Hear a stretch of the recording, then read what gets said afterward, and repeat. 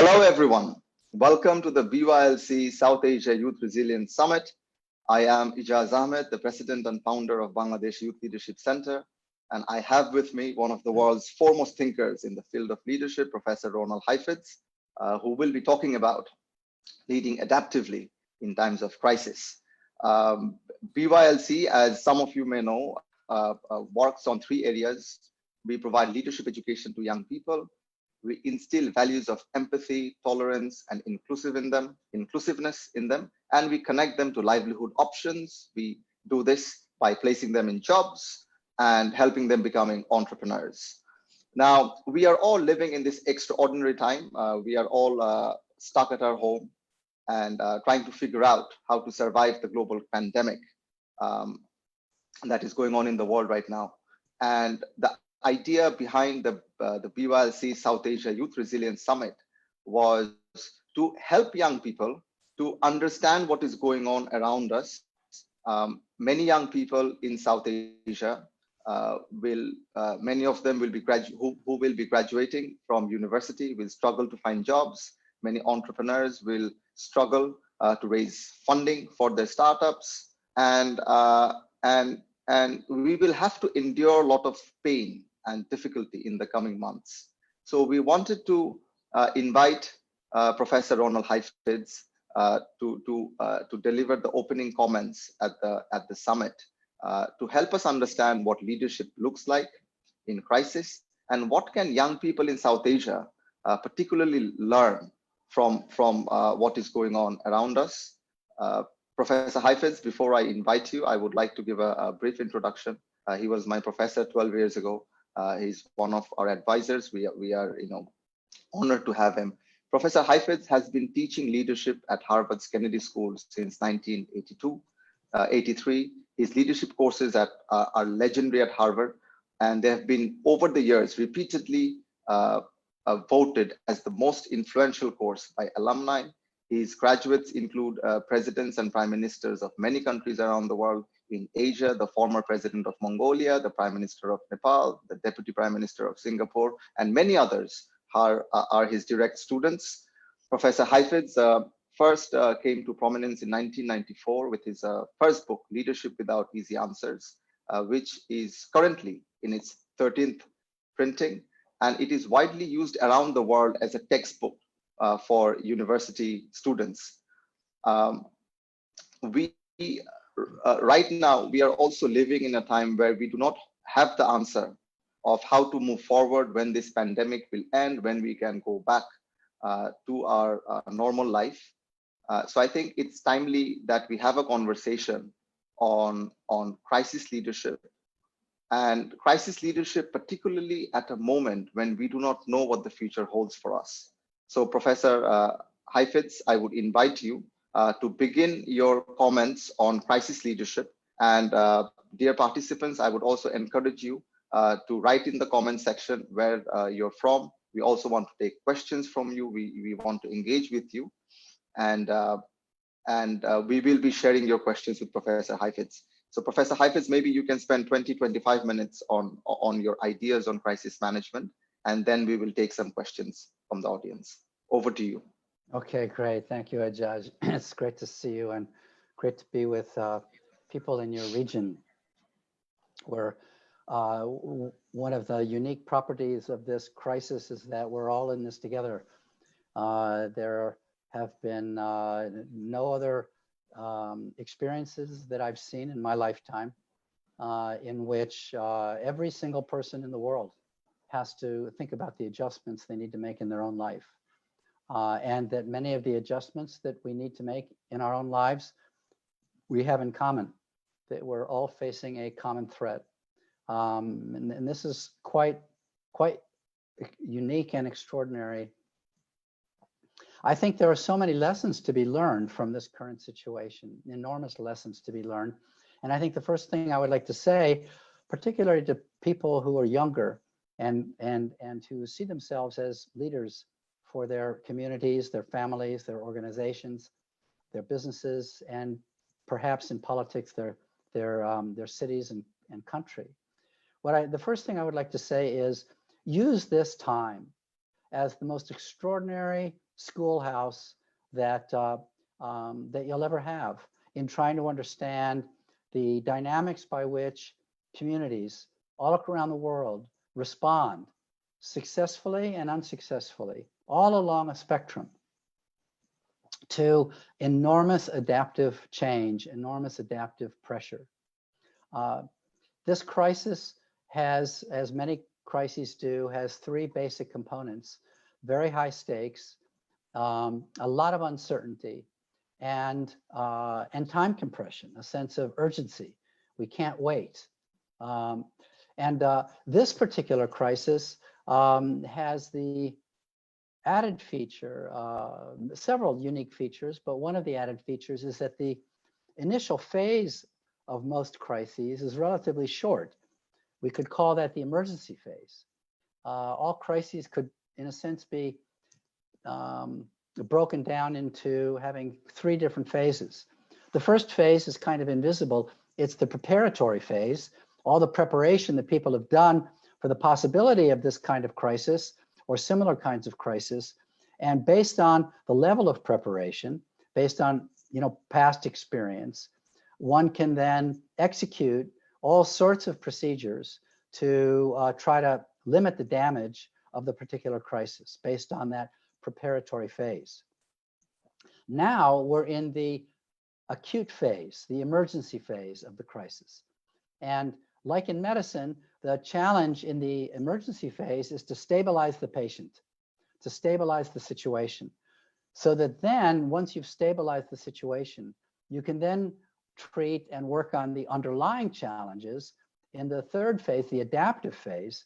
The adaptive challenges, the long-term underlying vulnerabilities in a culture or in an economic or political system that begin to be revealed by the crisis. And the crisis then becomes this sort of diagnostic opportunity to identify what are the underlying longer-term challenges for which we need to then pay closer attention after we've stabilized the situation, after we've exited the emergency or acute phase. Now, this particular crisis is very unusual in that the acute emergency phase is going to last a really long time. This acute phase is not going to be limited to a week, a month. It may, if we're lucky, be limited to a year, but it's a very, very prolonged emergency phase in which an enormous amount of adaptation is going to be required, even during the emergency phase, to limit the damage and stabilize the situation. The adaptive work that each of us needs to do in our own families by sheltering in place, by finding ways to isolate ourselves socially, create more physical distance, to feed ourselves and feed our families when we've lost our jobs.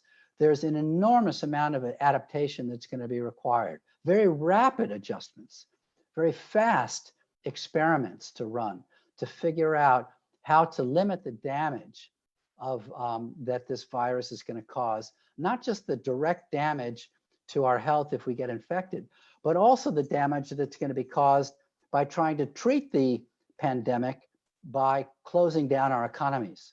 And that in and of itself can generate an extraordinary amount of damage if we don't take very aggressive action to prevent starvation, to distribute food, to fund businesses so that they don't go under, to get banks to lend money, to dip into all of the various resources that a society has to buffer the losses of the most vulnerable of our populations.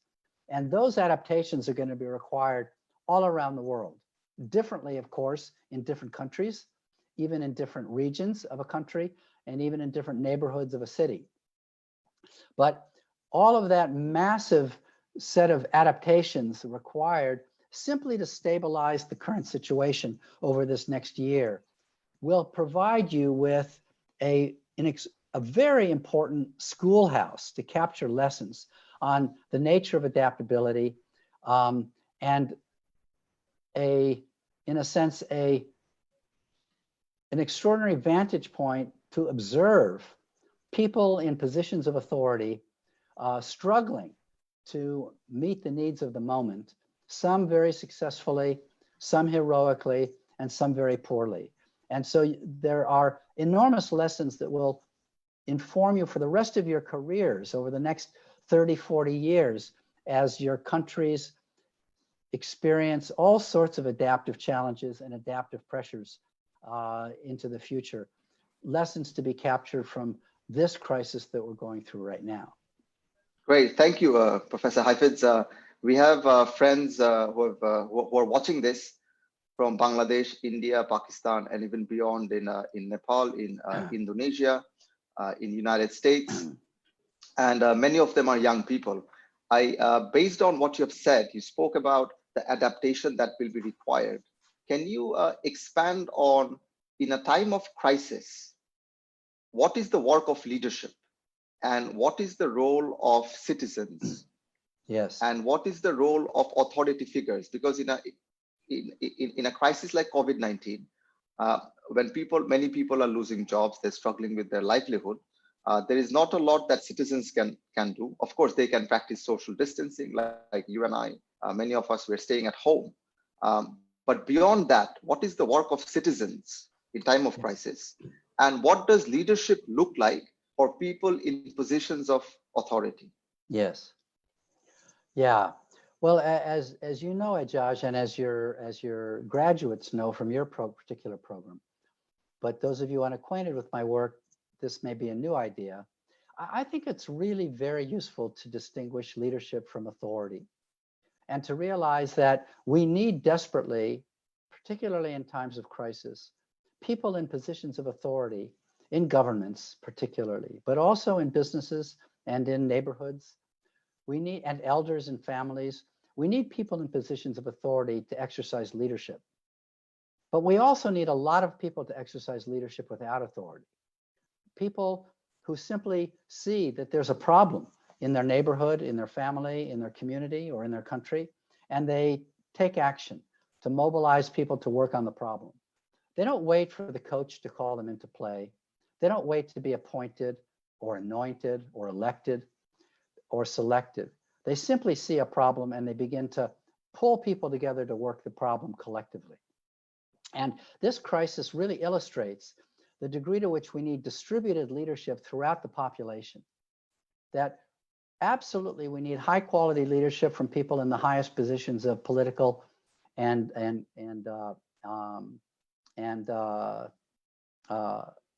business authority and nonprofit authority. We need really high quality, trustworthy executive leadership from people at the top of our significant organizations, public, private, and nonprofit, as well as international organizations. But they can't do it on their own. And this crisis illustrates that. Every family, every person, every classroom teacher has to come up with some sort of adaptation to figure out how to stay alive and how to keep teaching and how to keep working and how to protect their own loved ones and how to keep feeding their families in the midst of this crisis. They can't wait simply for people from on high to figure it out for them because, they can't. Every classroom teacher has got to figure out, for example, every entrepreneur has got to figure out what is the local adaptation going to be required for them in their work. And those acts of leadership in simply the sense of the practice of mobilizing adaptive work. That practice, that activity of mobilizing adaptive work is how I define leadership. And that practice, I think that practice is a distributed responsibility and a distributed opportunity for everybody throughout the countryside. Great. Wonderful. I think that's a very helpful distinction to look at leadership and position differently, leadership and authority. So that opens up, from what you have said, opportunities for ordinary citizens without a title, without a position, to also contribute to problem solving in this period of crisis. Because young people, particularly young people, do not hold positions of authority. They're not mayors of cities or elected representatives, but they also have the opportunity to practice leadership. Yes, I want to come, absolutely. I will come back to adaptation, but before that, I want to pick on something that you said, that in times of crisis, it is particularly important for authority figures, your governments, to be trustworthy. Yes. Now, we have seen repeatedly over the past several months that many governments, first when this virus came out of China, they denied it. Sometimes they had access to sensitive information. They did not share it with the public. Yes. Why was it so difficult for governments around the world to share this news initially with the people? Was it a diagnostic problem? They could not see the enormity of the challenge? Or was it that they were not willing to share the bad news with the people? How would you assess the leadership of governments around the country when it came to dealing with this pandemic? You know, people don't like pain. You know, we're designed as human creatures to try to avoid pain. Our brain is wired to spot danger and to value danger very, very highly. And so, you know, if you see in the distance the possibility of a dangerous animal, but you also see in the distance a source of food or water, your brain is going to say it's much more important to avoid the danger than it is to to move towards the food. The food. So danger is, we're programmed to elevate the importance of danger. And I think then the avoidance of painful news is a fairly natural phenomenon. Now, one of the fundamental responsibilities of people in government and in business is to face tough news and to face it courageously and honestly, to not go into denial, to not scapegoat, to not look for,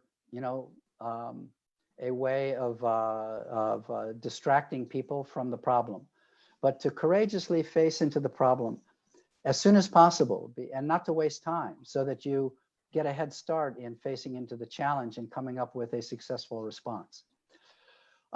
So I think we saw in China a very significant failure of the Chinese government that was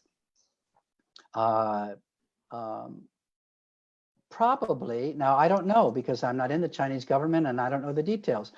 There may be a small part of it that was diagnostic, in the sense that at the very, very earliest signs of information back in October, November, it wasn't exactly clear what's the nature of the illness and how significant it is, but they had enough information to begin to get very worried and to begin to signal to the world community, this is a potential danger and we all need to get ready for it, and to get their own people ready for it. And I think they wasted a lot of time, at least a month and a half from what I understand, maybe 2 months. And a lot of people died because of their mistake. And I think one of the things exhibited here is the challenge of trustworthy authority, because people don't want to hear from their authorities painful messages. They don't want to be told, you're going to have to close down your marketplace, and you're going to have to begin to close down some of your businesses, and you're going to begin to have to limit traffic, and you're going to begin to have to close down your lives. Those are very harsh messages.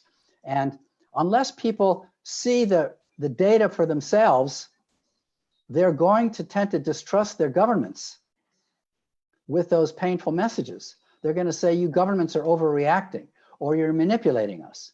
And particularly in societies, this is less true in China, more true in many other places in the world, in societies where there's already a lot of distrust of government and distrust of authority. It's hard for authorities to say, we've got a problem right over the horizon and we have to take severe action. It's very hard to say that until people feel the pinch of reality and see the problem themselves, without a lot of trust in the bank. So the Chinese government finally then made a 180-degree turn and an enormously admirable, I admire the Chinese government enormously for aggressively making a 180-degree turn, becoming transparent, being very aggressive in taking action, modeling that action for South Korea, Singapore, and other countries. And then as they have begun to get on the other side of the immediate crisis, help other countries around the world in supplying equipment for other countries. So China has done, in the end, a really admirable job. But I think there's one last move that is really critical for China if it's going to be a leader in the world. And that is, it has to own up to the mistake it made. It has to come clean and acknowledge, in the way that's deep in Communist Party ideology, that they have to self-reflect on the mistakes they made and take an honest accounting of those mistakes and then explain them to people and express them to people. I think the Chinese government could win an enormous amount of international trust if it began to own up to its denial and its mistakes, its lying in the first 2 months. And I think it's many countries in the world, including my own government in the United States, have been lying to their publics and in denial to their publics, not preparing their publics, and therefore increasing the likelihood that the casualty rate will go up. Many more people will die because governments wasted time and were not courageous and not trustworthy with their authority. In a sense, these were deep failures of leadership from people in high positions of authority. Thank you. We will come back, but let us take some questions from the audience. A lot of questions are coming in. We have Nazar Mulier from Ukraine. He's asking, Mr. Heifetz, is humanity moving through artificial crisis throughout the years? Is humanity moving through artificial crisis? Well, many crises are man-made in the sense of artificial. This crisis is man-made in the sense that if people stopped eating meat, and certainly if they stopped eating exotic meat, viruses like HIV or coronavirus would not be transferred from animals to people. You know, HIV came into the human community because people in certain regions of Africa ate monkeys. This coronavirus came into the human population because people in China either fed bats to other animals that then were eaten by people, or somehow bat meat, contaminated foods that people ate in the marketplace. So there are human habits that make us more vulnerable. Density of population makes us more vulnerable. Population growth itself has made us much more vulnerable because viruses, infectious diseases thrive on density of population. So in that sense, you could say these were artificial crises. But I think that is useful when we're through the emergency phase and begin to ask what deeper cultural adaptations, what cultural evolution is required for particular cultures to reduce the likelihood of these kinds of dangers in the future. Now, of course, there are lots of other kinds of artificial crises, like the crises in the east of Ukraine. Ukraine is itself in an enormous crisis. It's all man-made in the sense of people doing dangerous things to other people, people being greedy with other people, people being lacking generosity with other people, people not respecting one another. And those more fundamental cultural dilemmas require a lot of evolution in each of our cultures in a world that is increasingly interdependent. Thank you. We're deeply interdependent, and the interdependence of our countries and our economies and our communities with one another is itself an enormous adaptive challenge in us learning how to organize life successfully with this level of interdependency. How to reduce the gap between rich and poor, for example, is going to be necessary if we're going to have societies of this level of interdependency, because poor people are not going to tolerate staying poor forever. You know, and the gaps between rich and poor are not going to be sustainable in India or Bangladesh or in my country forever. You know, so we have an enormous amount of work to do if we're going to prevent these artificial crises into the future. Yeah, thank you. We have a lot of questions pouring in. Let me take a few more and then we can move forward. Yes. Harichan from Delhi, what kind of opportunities can be utilized in the field of education during this time? That is Harichan, thank you for your question from Delhi. Pradeep Kafal from Nepal, what impact is COVID-19 going to have on the current way of life globally? So he's asking about the adaptation that will be required to happen. Let's take those two questions. Yes. And Atik Yasser from Bangladesh is asking, I'm a 22-year-old undergraduate student. How can I contribute to the acute phase where I myself am not in a stage to make a mark? I think that this goes back to something that we said earlier. Atik, the distinction that Professor Heifetz made in the beginning is there is a difference between leadership and authority. You can practice leadership without holding a title. So I would encourage you to look at opportunities in your community, staying at home, being safe, and still making a difference either through online activism, maybe contributing to supporting someone in need. There are many ways that we can think about practicing leadership without holding a title. And at any stage, regardless of what stage we are in our life, there is an opportunity to practice leadership. I mean, I Harichan's question. I think, you know, people are going to starve, and to prevent starvation is going to require both massive organization from big organizations, but much more importantly is going to be the local generosity of people to share food, to give food, to find ways to distribute food to poor people, to prevent starvation, to give people who are in the informal economy enough to survive, you know, until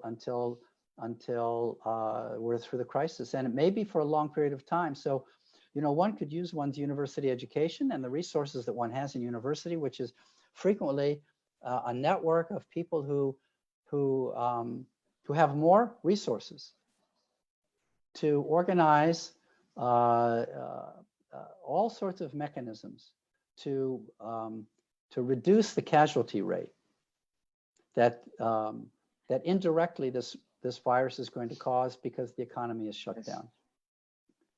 And I think in education, you know, I'm a teacher myself. I think this is generating a whole new set of capacities for teaching online. It's not something I am skilled at myself, but I'm going to learn, and it's very interesting now. You know, we're going to have now a whole new set of tools to work with in educating people around the world. A university like Harvard, I'm going to learn how to teach people online, and I'm very excited about that. Yeah, thank you. Another question from Nazar Muliar. Actually, there are leaders who are interested just in their own purpose. Such people in government authorities are leading in corruption. How can we motivate them to change their views? How can ordinary citizens influence people in government? Yes. Well, I think one of the harsh benefits of this crisis is that people in high positions of authority who are not leaders and not exercising leadership because they're not mobilizing adaptive work, because they're not in the service of the work that their community requires. Instead, they're simply in the service of themselves. People like that this will become a wake-up call, because the virus is not entirely democratic. It will kill poor people more than wealthy people. It will kill people who live in dense populations and slums more than it will people who more easily can isolate themselves in their homes, in their houses. But nevertheless, it will also cross lines of wealth and political party.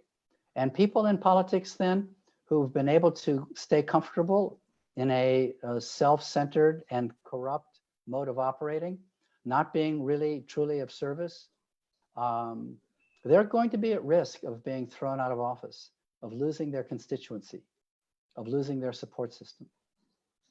So, is that one of your predictions, that in the next 2 years, if many governments around the world cannot manage this crisis well, they will be at a risk? yes, absolutely.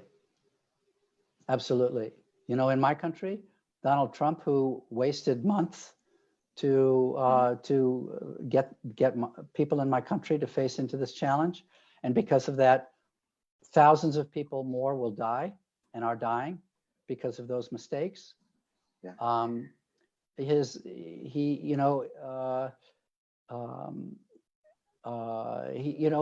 right now he's scrambling to try to patch the economy together to keep the stock market, higher from crashing, to help him win re-election. But at some point, his core constituency, he risks cracks in that loyalty, as people realize that they've been conned and lied to by this man in authority. I think building on what you said, if there is building on what you said, if people resist hearing painful news, if they want to be told what they want to hear, not what is the reality, and if governments know that they have to please people, do you think there is a possibility of many governments around the world, including South Asia, in misleading people because they want to tell people the popular thing? Yes. And that helps them get the authorization from people. And how is that going to play out in this situation? And I think what you're describing is a really important general principle, Ijaz, which is that the reason why we often see failures of leadership from people in authority is because they risk their authority, they risk their support if they tell people what people don't want to hear. Because people, they elect you, they hire you. If a board of directors hires you as the CEO of a company, you're hired to deliver, positive news and good results. And if you can't, because the reality is overwhelming, it's very common that people will lie, will minimize the damage, will cover up the damage, will distract people from the damage or distract people from the problems. So you frequently see failures of leadership from people in authority. That's why it's so important in an adaptive context like this one, where we either adapt or we die. That's why it's so important that we see that leadership becomes an opportunity that we need distributed throughout a society and not just from people in authority.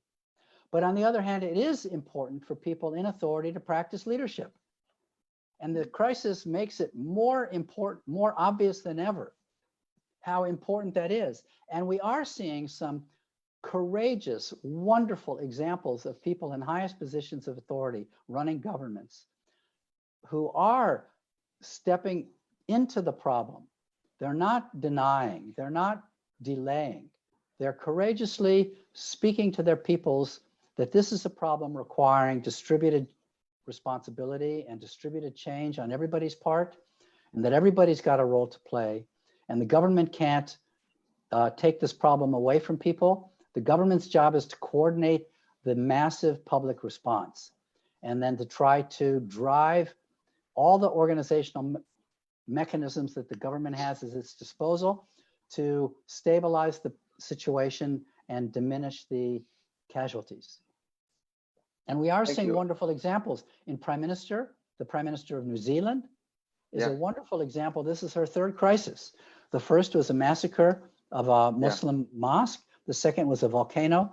And she's a young woman. She's not even, she just turned 40. She's not, Ardern, right? And she's a wonderful case example. So, I mean, I think there's so much to learn from scanning the world and seeing that there are wonderful positive examples of people who are practicing leadership. In my country, we have 50 governors of 50 different states. Some governors are providing wonderful leadership, and others are still have their head in the sand, denying that there's any problem. And my guess is that's true across the various governments in your country or in India or in Nepal, that you have people in a political authority or government or business authority who are exercising leadership and others who are not at all. And there's so much for us to learn from examining what they're doing right and what they're doing wrong. Thank you. During the registration of this summit, 60% of people who registered for this session are students and young professionals, but some of them are also in service entrepreneurs. So the conversation is straddling between leadership responses for the government, for the private sector, and also for young people. But I will go back to some questions from young people. We have Anisha Rachita from India. Her question is, there is a genuine fear among young people entering the world of work with regard to employment opportunities, given that there is a potential threat of a global recession. How can young people therefore best prepare themselves? I think many young people, many people have to prepare for a long period of recession. That it's possible that scientists will come up with treatments that will enable people more quickly in the next 6 months for economies to come back online and for jobs to once again open up. But it's also quite likely that it will be a year before there's a vaccine. And it's not until we'll have a vaccine that people can really start to, that the economies will really begin to grow. And by then there'll be a lot of damage done to our economies. And it takes time then to reignite and restart economies. So I think young people have to find ways to keep learning and to prepare themselves. And to, some people will be able to get jobs. Some people will create jobs, but the jobs may not be lucrative. They may not be jobs that pay a lot of money, but they may be jobs that save lives. You know, this is an enormous opportunity to create collections of people, organizations, small organizations. It may be just an organization of 6 students that all live in the same neighborhood, that find a way to generate food for poor people, you know, or to create classrooms for children that are too poor to be able to have, you know, any access to schools or even access to the internet. You know, there are enormous creative opportunities for entrepreneurial effort, but it may not pay you anything. But you know, we have to remember that even some of the extraordinary entrepreneurs of our internet age, like Jeff Bezos, Amazon did not make any money for years. You know, I mean, he kept borrowing money and borrowing money. Of course, he was a smart guy and a good salesperson and had a good operating model. But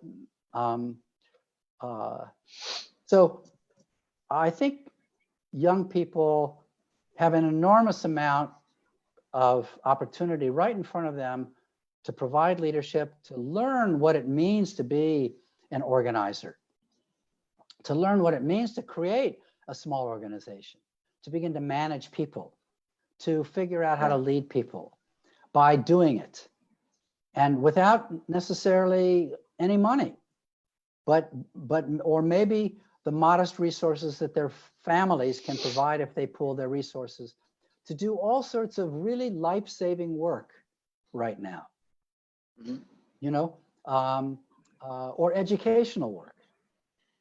But if you have a fixation that, okay, I'm 22, I've gotten a good education, and now I'm ready to be an entrepreneur and make good money and, you know, and have a comfortable life. Yeah. I think you're going to have to wait. Most of you. I think it's going to be probably at least a year, and it could be 3 or 4 years before the economies really generate the kinds of opportunity that you thought you had 2 months ago. We'll take a few more questions. Yes. I want to come back. I want to end the session, spend the last 5-7 minutes talking about the personal work of leadership that will be required to build resilience. Because what you're saying is young people will have to wait for a year, maybe even 3 or 4 years. That's a lot of time for young people to endure pain, to go through this, you know, period of uncertainty. What are some of the personal leadership capabilities that people need to cultivate in themselves? I will end with that. But before that, I want to take a couple more questions. Akhtar Mutin Chaudhary from Bangladesh, will the current crisis create new leaders? He's also the chairperson of BYLC. But I think you responded that this is a great opportunity for young people to step up, to start an organization, to build their organizing skills, managerial skills, to run experiments. Maybe they'll not be making a lot of money, but the crisis can give birth to a lot of new, and they may save lives, and they may discover all sorts of new things. So, I think your chairman his intuition is right. I think this crisis will generate more leadership because people will see. It's quite easy to see right now that we need leadership without authority distributed throughout the society, you know, and all of a sudden that will, if we really realize and take in deeply in our heart that we can have the identity of a leader without having authority yet. That we have the opportunity now, then this crisis will be an extraordinary schoolhouse for learning leadership. Learning leadership that has at its heart what leadership really is all about, which is building the adaptive capacity of other people. People in a company, people in a society, people in a community. And it may be that you're building capacity by building the capacity of a new business to create new value through a new product or a new service. But it's all about building capacity. And that's the opportunity now. There's so much capacity required to limit the casualties, to limit the damage that this virus and the secondary impact of closing the economy is going to cause throughout each of our societies. Thank you. We'll take one more question from the audience. Khalik Kohistani from Pakistan. How can we prevent fake news from prevailing in our community during COVID-19? There are talks about COVID-19 being a weapon to generate biological warfare to overcome the world. What is your view on this matter? Patience and repetition of the truth. Patience. Patience with the people who are vulnerable to accepting the fake information. There is a reason why people take on board fake information. The first reason is there's a history of distrust. They have reasons to distrust the authority structures of their society, including the media. So in a world of distrust, it's easy for people's suspicious fantasies, suspicious interpretations to prevail. You know, conspiracy theories. Conspiracy theories find a good home in people who already have good reason to be suspicious. So to some degree,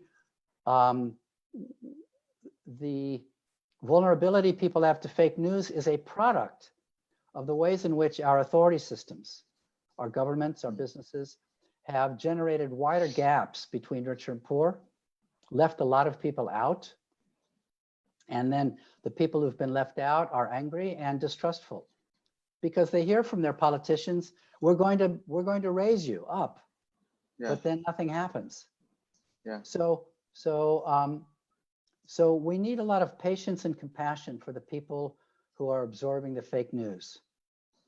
And then we need repetition. We need to keep saying, listen, I understand why you distrust, but you can't afford to take the risk of not trusting. You know, trusting is going to be risky. I appreciate that. But on the other hand, if you don't trust that this is real information, that this virus could kill you or your parents, you know, or your grandparents, then you're taking an enormous risk. So I think, and we have to repeat that message, but with compassion for these people, because they're not stupid. They're not idiots, you know. They're people who have a good reason to distrust based on the history of the ways in which authority structures have been untrustworthy to them in the past. And they've turned to alternative sources of information as a substitute. We have to regain their trust. Okay. And that's going to take patience and repetition. So patience and repetition with people who consume fake news. Yes. And you're also asking us to be more, to trust authority more. But demand trustworthy authority more. We have but how will accountable? Yeah, but right now in South Asia, you know, many countries in South Asia are extending the lockdown. A lot of people are losing jobs. A lot of people are, you know, struggling with their livelihood, and there is 100% chance of dying from starvation versus a 10% chance of dying from this virus. And people will have to make that choice. And when authority is asking us that you have to stay in lockdown, how should ordinary citizens react to that? What should their response be? Ordinary citizens ought to respond by finding a way to prevent starvation. But it's very difficult for people who are... Yes, I know it's difficult. And you won't prevent starvation entirely, but you can reduce it. So I think then the advice that you started, you gave earlier on is there is a tremendous opportunity for ordinary citizens to step up who have not had positions of authority before to make a difference. And if every single young person in South Asia can contribute to, you know, to the livelihood, to providing food for 5 families, you can make a difference. There's a great opportunity for young people to start their own organizations, to mobilize resources in their community, because clearly the authority, the governments alone cannot solve this problem. Yes.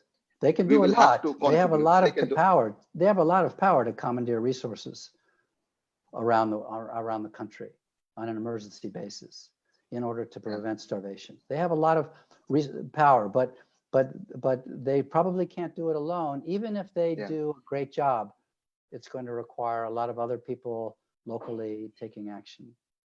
Yeah. We spoke a lot about how young people should be thinking about leadership, about adaptation, about, you know, the role of authority figure in times of crisis. I want to spend the last, 8-9 minutes to talk about the personal work of leadership that all of us have to do in this period of crisis.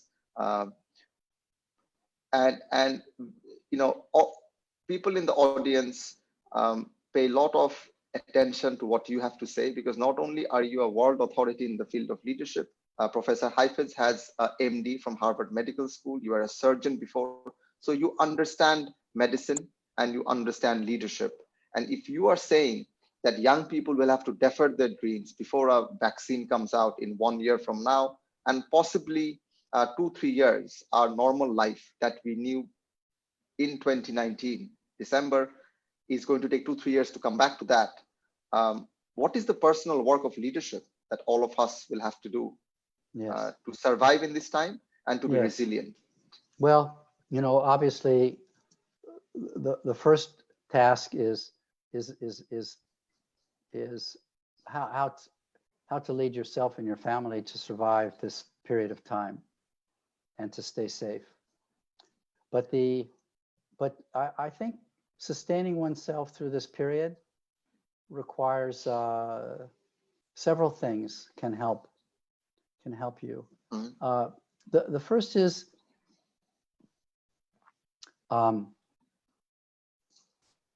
we need sanctuaries, places where we can reconnect with the sources of our deepest values and our deepest commitments, and where we can hear ourselves think and feel. And those sanctuaries might be religious locations where we pray, and you know, it could be a room in a house where one meditates. It could be exercise for people, long walks in a park. You know, there are many different forms of sanctuary around the world that people use, but I do think that sustaining oneself becomes, you know, requires a self-discipline of sanctuary, of regular daily practices. Again, it could be exercise, it could be poetry, it could be learning a musical instrument, it could be song, it could be dance, it could be cooking, but daily practices that keep you anchored and give you daily structures to prevent you from to manage your own anxiety, your own stress. And the third is, I think we need each other. We need partners, confidants, people who we can talk to, pour our heart out to, you know. Some of us are going to lose people we love in our families. We need people to talk to as we go through heartbreak. And so I think we sustain ourselves. These are the first three, you know, through daily practices, of which we have to come up with better ones for some of us, for ourselves, of a sanctuary, as well as leaning and relying on key confidants and partners. And then the next thing is connected to all of three of these practices, a discipline of reconnecting to what matters most. Yeah. You know, many young people are simply all about making it in the world. But what this crisis is forcing us to look at is there's a hell of a lot more to life than making it in the world. This crisis is making us see that more fundamental than making in this world is helping each other stay alive, is helping each other stay healthy, you know, is maintaining the social fabric of a community rather than it disintegrating as everybody fights for their own resources. You know, and the glue that holds a community together is going to be strained by this crisis. And so it's going to require an enormous amount of commitment to continue to repair and strengthen the bonds that hold us into community against the divisive forces where everybody's fighting for their own welfare. This crisis becomes a really disciplining mechanism where we get beyond our own selfish need to simply, or self-centered preoccupation with making it in the world, and reconnect with more fundamental values in our heart of trying to care for one another and trying to build local and larger societal communities of care. That's what leadership is fundamentally about. Not simply being the big guy everybody looks to. That's what authority is about. But what leadership's about is building the capacity of people to collectively work problems together as a cohesive community, rather than disintegrating and fighting with one another and failing to solve the problems that they share.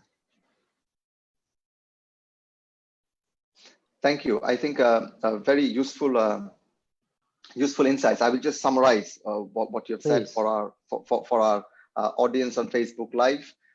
You know, we began the conversation with talking about crisis and, you know, what are the different phases of crisis and what does leadership look like. In the immediate phase, we have to, you know, bring the temperature down, address the immediate crisis, and also think about adaptation. You know, a crisis like what we are facing right now cannot just be solved with technical interventions, as Professor Heifetz was talking about.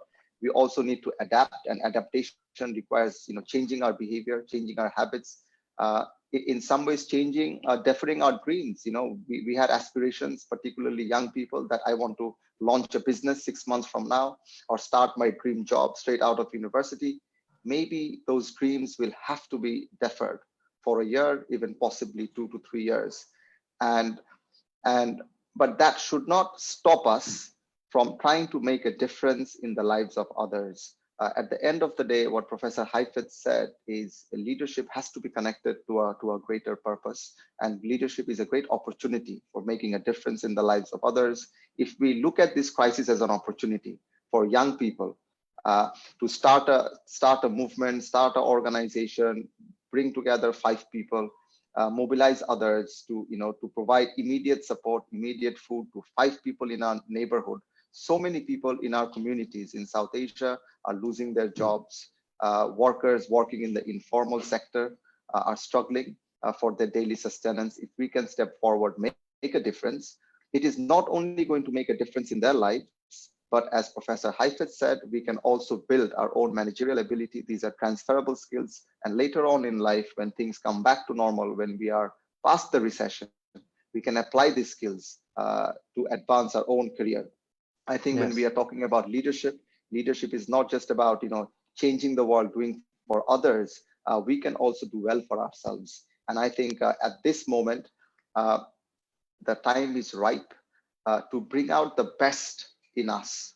And if we can bring out the best in us and make a contribution in society, we can make a difference. And I want to end by thanking Professor Heifetz. And I think leadership, as Professor Heifetz talks about, is a lot of it is about talking, but it's about action. It's something that you do. You just don't think about it. It's an action. It's about mobilizing people. And right now, there's a great opportunity for all of us in South Asia to practice leadership, to make a difference in the lives of others. So I invite you all to do whatever we can from our position. Those of us who saw this session, you're already connected to Facebook, you have internet. That puts us all in a position of privilege.